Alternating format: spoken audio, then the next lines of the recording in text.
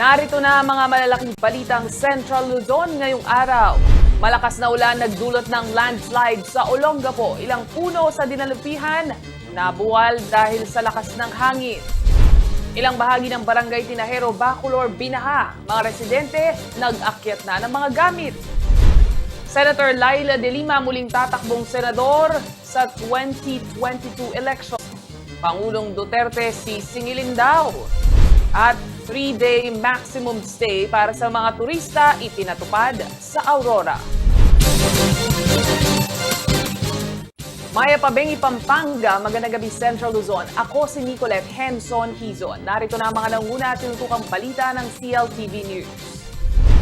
Nangangamba ngayon ang ilang residente ng Tinajero sa Bacolor, Pampanga dahil sa patuloy na buhos ng ulan.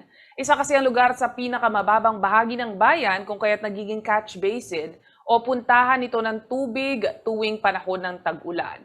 Ang sitwasyon sa naturang barangay, ating alamin sa report ni Rainiel Pawit. Ito na ngayon ang sitwasyon sa ilang bahagi ng Barangay Tinajero sa Bacolor, Pampanga.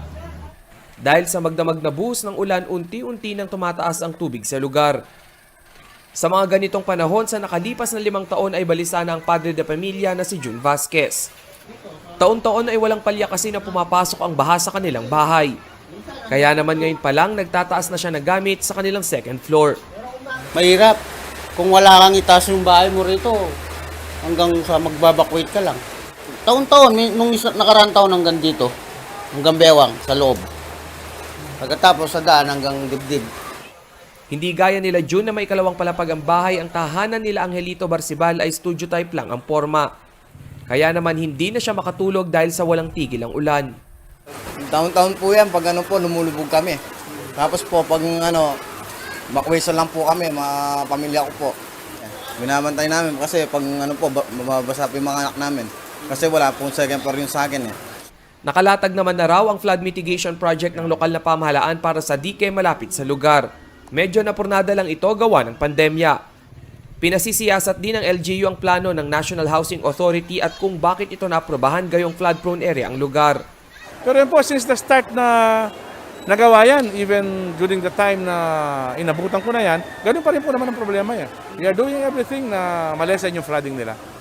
Nagkaroon na rin ng dredging sa ilang waterways na nakapalibot sa barangay upang hindi agad tumaas ang tubig sa lugar na nagiging catch basin tuwing tag-ulan. Nakatakda na rin ang pamamahagi ng doxycycline sa buong bayan upang maiwasan ang leptospirosis na nakukuha mula sa ihi ng daga. Rainiel Pawid, CLTV News. Rumagasa ang putik sa isang barangay sa Olongapo City matapos ang malakas na ulan. Agad namang pinalikas sa mga residenteng nakatira malapit sa lugar. Samantala, natumba naman ang isang puno sa mismong kalsada sa bayan ng Dinalupihan, Bataan. Dahilan upang pansamantalang isara ang bahaging iyon sa mga sasakyan. May detalye si Rainiel Pawit. Nitong June 20, itinaas ang orange warning sa mga probinsya ng Bataan at Zambales. Wala mang nakataas na storm signal sa gitnang Luzon bunsod ng bagyong Fabian, walang tigil naman ang buhos ng ulan. Sa videong ito ni Gracia Oraa, makikita ang pagguho ng lupa sa Barangay Calaklan, Olongapo City. Pangamba ng ilang residente ay baka bumagsak na rin ang puno ng mangga na nasa taas na bahagi ng mga bahay. Inilikas naman na ang mga nakatira malapit sa landslide area.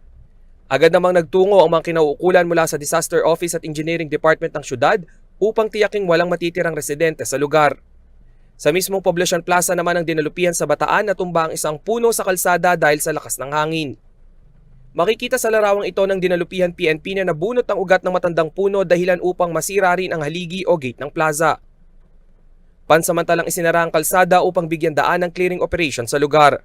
Samantala, ayon sa July 21 forecast ng Pag-asa, malaki ang posibilidad na bahain pa ang ilang bahagi ng Bataan, partikular na ang paligid ng ilog sa Balanga City at Morong. Naka-alerto rin ang mga kinauukulan sa Aurora lalo na sa bahagi ng Kasiguran, Agwang at ilang pang mabababang lugar. Ang mga ilog naman sa Pamatawan, Santo Tomas, Bukaw, Bangkal at Lawi sa Zambales ang minomonitor sa pagtaas ng level ng tubig dahil sa tuloy-tuloy na pag-ulan. Bantay sarado rin ang mga MDRMO sa lahat ng ilog sa Bulacan at Pampanga. Rainiel Pawid, CLTV News. Sa pagbabalik ng CLTV News, pagbaha asahan umano sa paglakas ng habagat ayon sa DOST PRBFFWC. At 3-day maximum stay para sa mga turista ay pinatupad sa Aurora. Magbabalik ang CLTV News.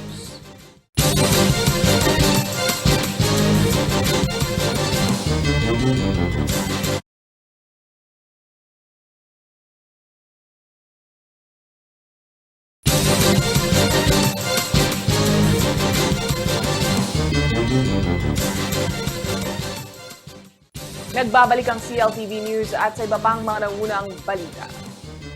Pluvial flooding o accumulation of rainwater pa lamang umano nakikitang dahilan ng pagbaha sa mga mababang lugar sa Central Luzon na epekto ng mga manakanakang pagulan. Ayon sa DOST Pampanga River Basin Flood Forecasting and Warning Center, mahina lamang ang mga pag-ulan na naranasan sa upstream level na nakaapekto sa Pampanga River kaya hindi pa nakikitang may banta ng flash flood buhat sa ilog. Narito ang report. Sa magdamag na pagbuhos ng ulan sa malaking bahagi ng Central Luzon na epekto ng habagat na hinihila ng bagyong Fabian sa weather system ng bansa, nasa 5 hanggang 12 millimeters pa lamang umano sa loob ng 24 na oras ang namonitor na volume ng ulan ng DOST Pampanga River Basin Flood Forecasting and Warning Center o PRBFFWC. Sinabi ng hydrologist na si Hilton Hernando, Chief ng Pag-asa PRBFFWC, tanging ang Rio Chico River pa lamang ang sumampa sa alert level na nasa 2.7 meters, malayo pa sa critical level nito na nasa 5 meters. Kalat-kalat pa rin naman yung mga nakuha naming pag-ulan eh. Merong nagbigay ng mga 5 millimeters for the past 24 hours, no? So hindi naman yung nakakatakot na may malalaking pag-ulan. Pero may mga portions din na inabot naman yung mga double figure like 12 millimeters in 24 hours, mga ganyan. No? Pero in general, normal yun yung nasa western side ng basin natin. Kasi nandito sa habagat, nandito sa west side ng basin ang naaapektuhan na. Hindi naman yung buong kabuuan ng Pampanga. Kung paghahambingin ang mga nagdaang bagyo na nagdala ng malakas na pag-ulan, 200 millimeters sa loob ng 24 oras ang may banta ng flash flood o baha na nanggagaling sa kailugan gaya ng Pampanga River. Ito umano ay sa panahon ni Pedring noong 2011, Lando noong 2015 at Bagyong Nona na higit na nagdala ng malakas na ulan at malaking volume ng tubig. Well, yung isang malaking nating pagbaha nangyari noong 2011, yung Pedring, at saka noong 2015, no? 2015 yung Lando at saka Nona. Dito nakitaan namin ng yung basin rainfall na umaabot ng mga 200 millimeters in 24 hours. Base sa flood advisory ng Pag-asa, pluvial flood funding o ang mga naipon na tubig ulan pa lamang ang nakikitang sanhi ng pagbaha at hindi ito galing sa pagragasa ng malaking volume ng tubig sa ilog. Hindi naman umano dapat isawalang bahala ito dahil ang epekto nito ay maaring maging saturated ang lupa na sakaling may dumaan na sama ng panahon ay mabilis na magpapamaga sa upstream level ng tubig na pwedeng magresulta sa flash flood.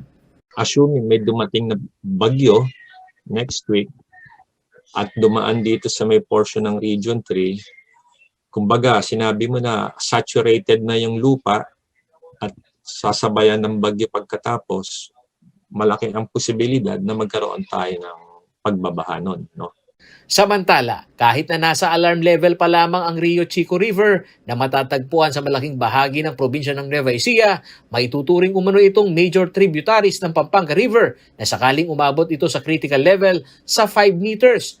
Isa ito sa malaking contributaries ng malakas na pag-agos ng pagbaha sa Pampanga River. Paolo G. Santos, CLTV News. Dahil sa patuloy na paglobo ng kaso ng COVID-19 at pagsulpot ng mas nakahahawang variants nito, nagbaba ng mas maigpit na tourist guidelines ang probinsya ng Aurora. Isa na nga riyan ang paglimita sa 3 araw ng mga bibisita sa lalawigan. 2 na lamang din ang entry at exit points para sa mga turista. Narito ang detalye. Upang balansehin ang kalusugan at ekonomiya, unti-unti nang nagbubukas ang ilang tourism establishment sa bansa. Sa lalawigan ng Aurora, ibinaba ng Provincial IATF ang 3-day maximum stay rule para sa mga turista. Maliban sa paghingi ng negative RT-PCR test results, dagdag protection umano na diretso sa mga Department of Tourism o DOT accredited accommodation ng lahat ng bisita. Hanggang tatlong araw lang po sila pwedeng manatili dito sa ating lalawigan. At siyempre po, hindi sila pwedeng tumuloy dun sa bahay po ng kanilang kamag-anak, kaibigan. Paalala ng mga kinauukulan, bawal na ang pagpapaupa ng mga tent. Hindi na rin pinahihintulutan ang konsepto ng couchsurfing o pagpapatuloy sa mga turista sa tahanan ng mga lokal. Hindi po pwedeng magdala ng tent o magpaupa ng tent ang ating pong mga kababayan sapagkat ito po ay pinagbabawal. Mahigpit na rin ang scheduling sa pagpasok ng mga bibisita sa lalawigan. Papapasukin lamang sila 1 hanggang 2 oras bago ang check-in time sa mga DOT accredited establishment. 2 lang din ang entry at exit points ng mga turista. Ang bubuksan lang po nating pasukan ng mga turista ay ang Kanili entry points at yung Caloocan. Yung pong sa Villa Aurora ay hindi po natin papayagan na doon dumaan ang mga bibisita dito sa ating lugar. Ang naturang paghihigpit ay upang maiwasan ang COVID transmission sa lugar. Doble ingat din umano ang local IATF upang hindi na rin makapasok sa lalawigan ng mas nakakahawang Delta variant. Base sa July 20 COVID tally ng Aurora, 2,010 na ang naitalang kaso sa probinsya, 28 ang active cases, 75 ang namatay at 1,907 ang gumaling na. JM De Jesus, CLTV News. Sa pagbabalik ng CLTV News, Senator Laila De Lima muling tatakbong senador sa 2022 elections. Pangulong Duterte sisingilin daw. Manatiling nakatutok at magbabalik ang CLTV News.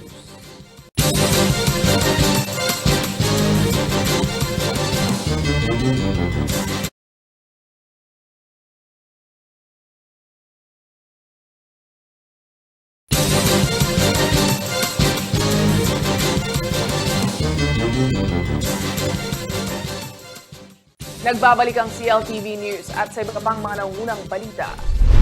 Sa kabila ng halos 4 na taong pagkakabilanggo, nananatili raw buo ang loob ni Senator Laila De Lima na papanagutin si Pangulong Rodrigo Duterte sa umanong mga kasalanan hindi lamang sa kalabang mambabatas, kundi maging sa taong bayan. Sa isang sulat na ipinadala ni De Lima sa palasyo, sinabi nito na tuloy ang kanyang laban at muli itong tatakbo sa pagkasenador sa darating na 2022 elections. Narito ang ulat. Sa nalalapit na huling State of the Nation address ni Pangulong Duterte, hindi naging tahimik ang nakapiit na mambabatas at isa sa mga kritiko ng administrasyon na si Senator Laila De Lima. Katunayan, isang sulat pa ang kanyang ipinaabot sa Pangulo para punahin ang di umano'y mga kamalian at pagkukulang nito sa taong bayan. Unang pinuntusan ni De Lima ang aniyay palpak na war on drugs ni Duterte. Matapos daw ang 5 taong pagkakaupo sa Malacanang, hindi pa rin nawawala ang problema sa droga. Taliwas sa kanyang ipinangako noong kampanya na tatapusin ito sa loob ng 3 hanggang 6 na buwan. Tanging mga small-time drug offender lamang umano ang inihabla o mas malala ay pinapatay. Habang ang mga big-time drug lord gaya ni Peter Lim na may warrant of arrest ay hindi man lang daw maiharap ng Pangulo sa korte. Nauna nang sinabi ni Presidential Spokesperson Harry Roque na wanted si Peter Lim at walang kalayaan. Ang pagkakabilanggo rin daw ng senadora isang patunay na hindi lamang maliliit na isda ang target ng war on drugs ni Duterte. Pero giit ng mambabatas, bogus charges lamang ang mga ito para mapatahimik siya sa pagiging kritiko ng Pangulo. Pinuna rin ni Senator De Lima ang umano'y mahabang listahan ng korupsyon na kinasasangkutan ng mga malalapit sa Pangulo, kabilang na riyan ang Pastilla scam sa Bureau of Immigration, ang 60 million advertising contract ng mga Tulfo galing sa Department of Tourism, ang 6 billion peso deal na pinakinabangan umano ng pamilya ni Senator Bongo at marami pang iba. Kinwestiyon din ni De Lima ang pagiging malapit ng Pangulo sa China at ang kawalang kibo ng administrasyon sa panggigipit sa mangingisda sa West Philippine Sea. Nabaon din daw sa utang ang Pilipinas sa ilalim ni Pangulong Duterte lalo na nang pumasok ang krisis na COVID-19. Sa datos ng Bureau of Treasury nitong Hulyo, sumampa na sa record high na 11 trillion pesos ang outstanding debt ng gobyerno. Sa kabila nito, nananatiling palpak daw ang pandemic response ng Pangulo ayon kay De Lima. Sa huli, sinabi ni De Lima na ang di umano'y political persecution na ginagawa sa kanya ay lalong nagpatibay ng kanyang paniniwala na dapat ipagpatuloy ang laban. Kaya naman ayon kay De Lima, muli siyang tatakbo bilang senador sa darating na 2022 elections. Sinabi rin nito na kanyang sisingilin si Pangulong Duterte para sa kanyang mga naging kasalanan sa taong bayan sa loob ng 6 na taong pananatili sa pwesto. Rainiel Pawid, CLTV News. Silipin naman natin ang ibang kaganapan sa iba't ibang bahagi ng rehiyon dito sa Central Luzon News Express. Umabot sa 600 residente sa bayan ng Pilarot, Orion, Bataan ang nakatanggap ng tulong galing sa Department of Labor and Employment o DOLE sa ilalim ng programang Tulong Pangkabuhayan sa Ating Disadvantaged at Displaced Workers o TUPAD. Nagkakahalaga ng 4,200 pesos ang natanggap ng bawat benepisyaryo bilang sahod sa pagtulong ng mga ito sa iba't ibang proyekto ng kanilang komunidad sa loob ng higit isang linggo. Isa ang tupad sa mga programa ng ahensyang DOLE na ang adhikain ay makapagbigay trabaho sa mga Pilipinong hirap kumita sa panahon ng pandemya. Tinatayang nasa 1,200 na katutubok ay umano makikinabang sa inilunsad na vegetable farming program sa mga bayan ng Florida Blanca at Porac at lungsod ng Mabalacat sa Pampanga. Bahagi rin ng programa ng tulong pangkabuhayan sa ating disadvantaged, displaced workers o TUPAD. Sa ilalim ng naturang programa, magtatanim ng gulay gaya ng kamatis, kalabasa at talong ang mga katutubo na maaaring gamiting pang-ulam at ibenta. Paraan daw ito upang matiyak ang food security at mabigyan din ng kabuhayan ang mga katutubo na apektado ng pandemya. 8 sektor sa Freeport area of Bataan ang tumanggap ng safety seal mula sa Department of Labor and Employment o DOLE. Ito ang Almatec Manufacturing Corporation, BFT Global Footwear Manufacturing Incorporated, DI Don Patrol Manufacturing Corporation, Dongin Sunbirds Corporation, East Camtech Corporation, Essilor Manufacturing Philippines Incorporated, Mitsumi Philippines Incorporated, and Perpetual Prime Manufacturing Incorporated. Ayon sa DOLE, patunay daw ito na sumusunod ang mga nabanggit na kumpanya sa health and safety protocols upang malabanan ang pagkalat ng COVID-19. Liban sa ligtas sa lugar pagawaan, paraan din daw ito upang higit na makahikayat ng mga mamumuhunan na siyang susi sa pagbangon ng ekonomiya ngayong may pandemya. JM De Jesus, CLTV News. At yan ang mga balitang nakalap ng CLTV News. Para sa karagdagan pang detalye, maaari niyong i-follow ang aming social media pages at CLTV36 Official, at CLTV36 News, at CLTV36. Kung nais nyo ang balikan ng mga programa ng CLTV, maaari niyong bisitahin ang aming YouTube channel at CLTV36 Official at ang aming website, www.cltv36.tv. Kasama ang buong puwersa ng CLTV News and Current Affairs. Ako si Nicolette Henson Hizon. Maraming salamat at magandang gabi.